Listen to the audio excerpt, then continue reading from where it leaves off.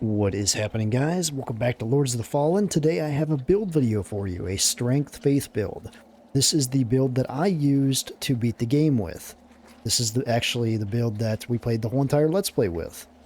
A very, very fun build. Can do a lot of damage strength-wise.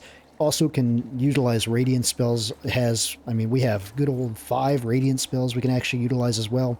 So let's talk about the build. So first off, for the build, for the main weapon, we have the Bloody Glory plus 10. This weapon, man, I love this weapon. I found this weapon halfway through my Let's Play, and I did a complete respec and to be able to use this in the middle of my Let's Play, just because of how awesome it was. I found it in the one cave, past the Bell boss. I could actually show you where I found it.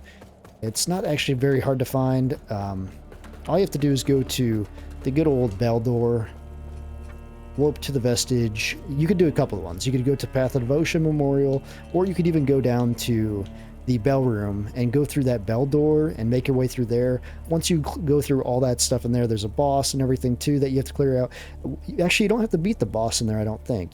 There's a Bell boss in there, but no, you don't have to beat him. If you turn right once you get to that boss and run down that tunnel, you can actually get the sword right down there. So real awesome sword. This sword does amazing damage. It scales off radiance and strength. So this is your faith strength boy.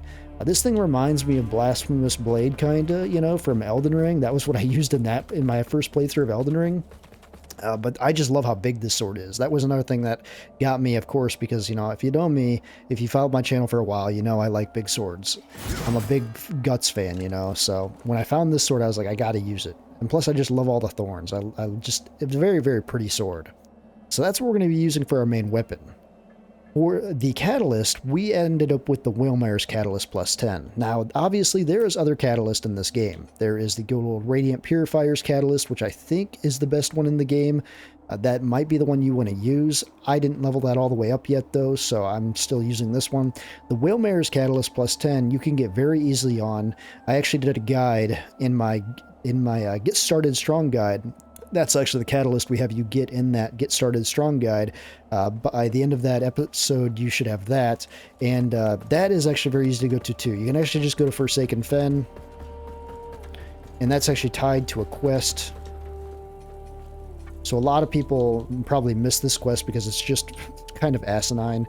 But I can show you real quick what you do. You'll go to Forsaken Fen. And you're going to find a girl in a cave. Now, this girl in a cave, she's going to say she needs help. Honestly, I had no idea how to help this girl. It wasn't until much later on in my Let's Play till I figured out actually how to help her. But you're going to run through here. I'll just show you the cave that she's in. She's not there anymore, obviously, because this is still... I haven't started New Game Plus yet. But just stay to the left. If you stay right to the left here, you can't miss her. You're going to see this tree. You're going to run under the tree. You're going to stick to the left side here.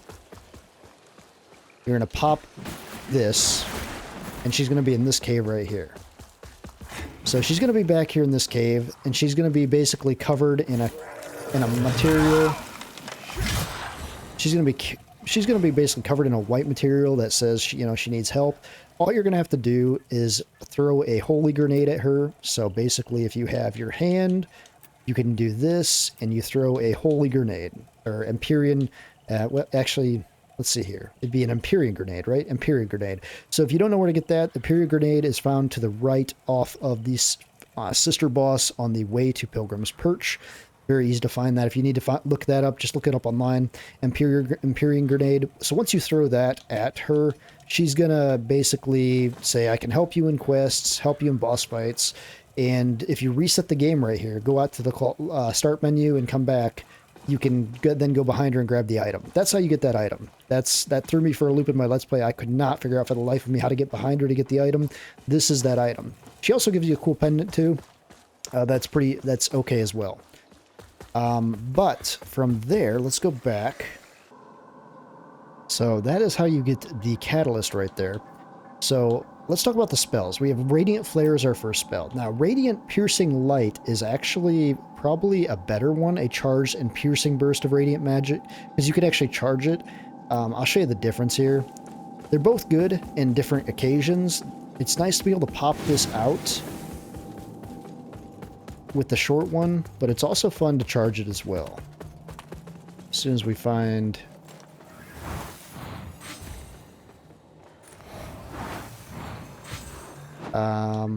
yeah, piercing light. So charged and piercing burst of radiant magic. Nothing too nuts. You could tap it, you know, but if you charge it, you're going to get the good old big damage.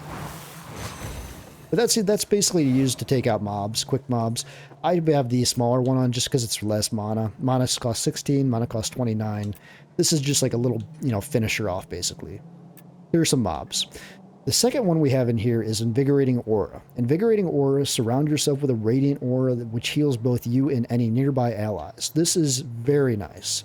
So let me say when you turn this on, let me see here which, yeah, I always forget which one I have that tied to.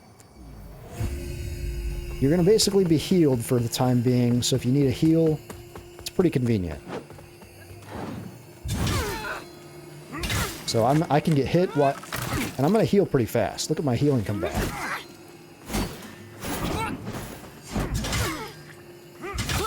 This lasts for quite a long time, too. I mean, it's going to pull away from your mana as it uses it, but as long as you have a lot of mana stones, you can just use this pretty periodically through the game and be fine. We used this a lot in my Let's Play, and it was very nice. Alright, so next up we have good old Lacerating Weapon. This is not a spell till you get later on. You get this actually in this level, the Abbey, this Abbey of the Sisters, or Sister of the Abbey, something like that. I can't remember the name, but you get the spell here. It's basically the upgraded to Radiant Weapon. Radiant Weapon is what you can use until you get this. It's a great one, but this is just insane. This makes your blade and coats it in blood holy damage. So, obviously I'm going to need some magic here, so I'm going to need to go back and rest here real quick. Alright, so, cool thing about this too, barely uses any mana, but it coats our magic, it coats our blade in blood magic. And we also have Radiant on top of that as well, because our sword scales in Radiance, so it's a freaking amazing damage. Damage we put off on this now. Once we're two-handing a weapon, 934 two-handing a weapon. It's pretty crazy. Let's see if there's any other enemies down here. Probably not. This is where that one boss fight is. I don't want to show you guys too many spoilers in this area, but... yeah, this just melts enemies. By the end game, you know, this sword just almost one-shots everything. And for even harder enemies like Reapers and whatnot too, it'll two-shot those pretty easily. If we go into Umbral, maybe we can find a Reaper here. Is there a Reaper here? Oh, come on. The one time I want to find a Reaper.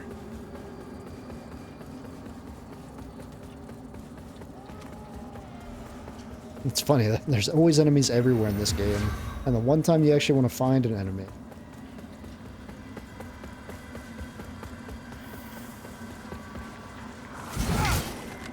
But as you see, too, it lasts for a long time, too, the blood magic does.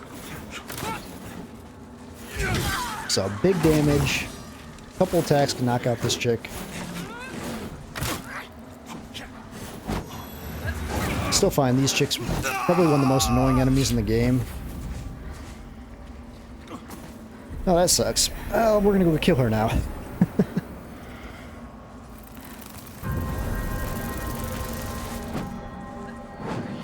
I haven't felt the best today, so I'm kind of fighting a cold right now too, so it's kind of giving me a headache. Alright, well, this gives us a reason to go kill her now, so let's go kill her, get our runes back. Vigor, whatever you want to call it.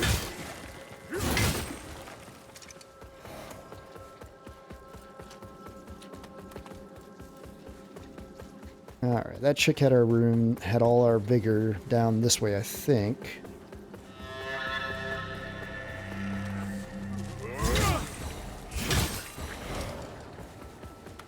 Alright, where's she at?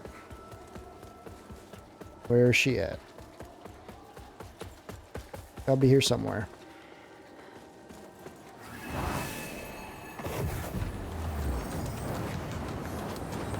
Oh, it's not reaching her? Are you serious? That's really...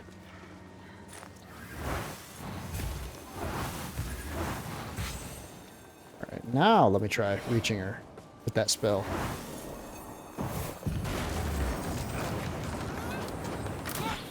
Oh, that spell is not taking on her for some reason.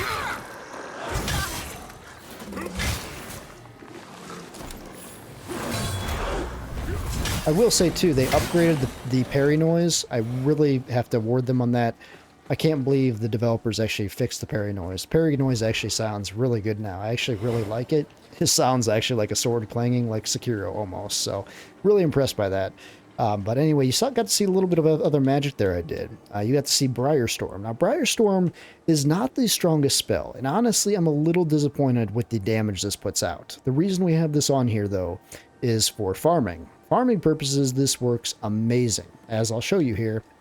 Once we find a place, let's go to... I got an idea. We'll go over to the farming spot.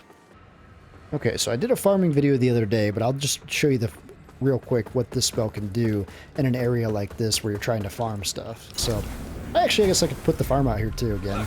Just in case you guys missed the farming video. The farm is real simple to do. I'm going to pop these...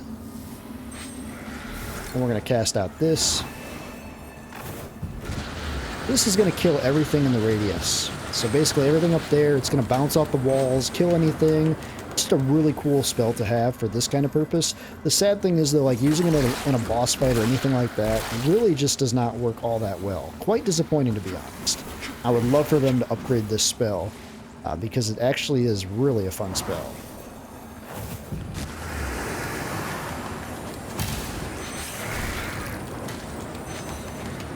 Even with a +10 catalyst, you know. And it uses very little mana, too. I mean, you can just hold this down and cast it, everything dies. It's really just a fun one to use. But yeah, that's going to show you that. Let me show you some other things this build can do here, too. Alright, so we're up here now. We're going to show you another spell that we have. We have another spell called Blessed Reflections. Now, you get this one super early on. Once you kill PETA, the very first boss of the game, you can actually have access to this. It does cost radians of 30, though, so just so you know, you got to put quite a bit of points in the radius to actually use it. We use this a lot in my Let's Play, and it works really, really well. So as you see, we're going to have these two mobs here. We're just going to cast this out, and you'll see the damage this stuff puts out. It's going to cast out angels to help us.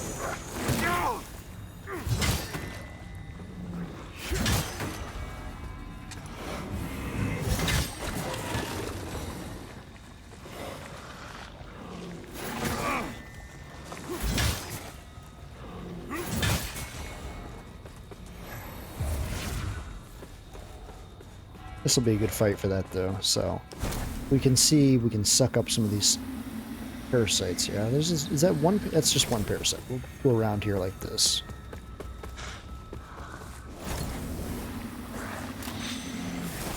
All right. Now they'll come out. Yeah, there's a lot of crossbow boots here too. Take out those guys first. So he is going to get disintegrated.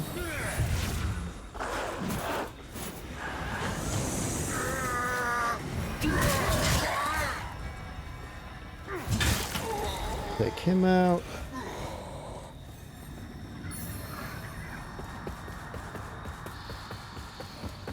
So, yeah, we were able to get through that release there, no problem to it. Those angels are very, very helpful. In school, you have access to them really early on, too. Other things about this build, so the armor style, we're using the Conflagrate Seer Helm. I just love the look of this thing. This thing just is freaking fierce looking. I can't even remember where I got the thing, but it has an awesome look. I think I got it from just killing a mob, though. We're going to be using the Tancred's armor. Tancred's armor you get from Tancred's boss fight. Tancred the Castigator, you can just grab that from the boss remembrance. We're using the Ruiner sleeves. So the Ruiner sleeves are from the Ruiner, obviously, but I got them super early on in my Let's Play. I actually got them from the first Ruiner I killed, which was pretty rare, to be honest. They're really good, too. I mean, the physical damage is 98 damage mitigation for physical. Really awesome. For the pants, we're using the Light Reaper leggings. I just love the way they look. They fit this really well. Let's see here. For our Miner's Pendant, we are using the Miner's Pendant for our pendant place because of the fact it allows us to have 5 spell slots. There's some other great ones in here. We use this a lot in the Let's Play. Increases physical defense. Increases holy damage, deals additional posture damage. This actually was okay. A few ones that we used, but we really liked the Miner's Pen. The Miner's Pen is just really nice to be able to cast more spells. That's just a really cool one. For our 2 rings that we're using, we're going to be reusing the Ring of Bones, and then this one's kind of whatever you want it to be. So this is obviously increased maximum equipment load.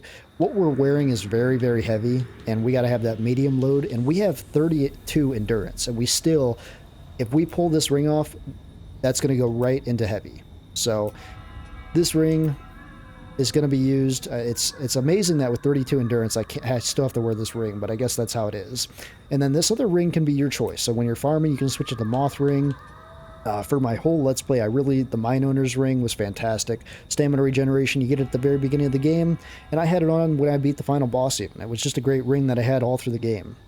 For our quick access, we had the good old, healing flask.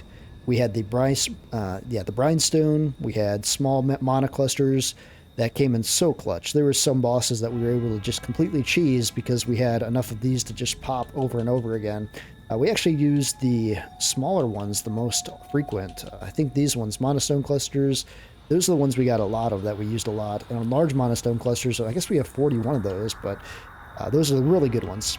Here we have some minor fire assaults for some enemies that were weak to fire at times, and then I had my Vestige Moths here so I could get out of any place if I needed to, really in a hurry.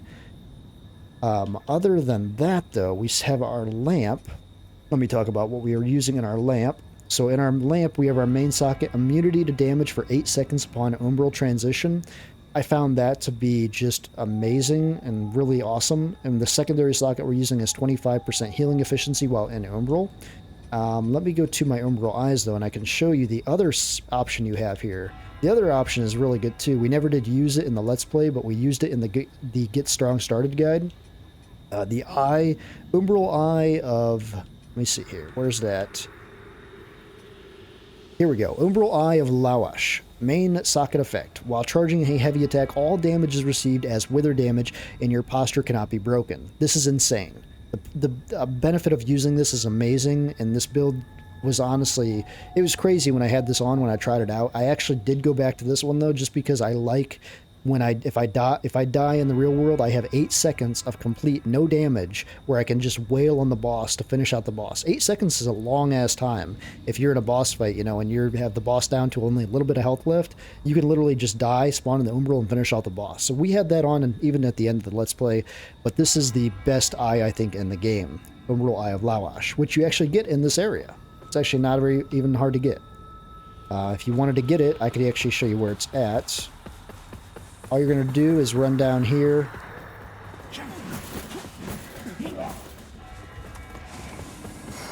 You're going to spawn into Umbral down here. And the eye is going to be...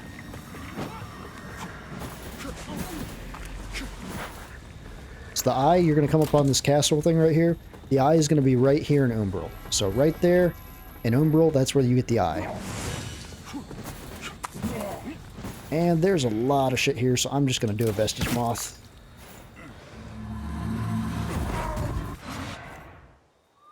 And that's basically the build, guys. That is the build. And this build was everything I needed to finish this game. It gave me more than enough. I mean, we were plenty powerful through this game. We really never ran into problems where we were stuck on a boss more than a few tries. I'd say the levels gave us the most trouble, which I talked about in my review. But overall, fun build. Definitely one of my best strength-based builds that I've been able to come up with for this game.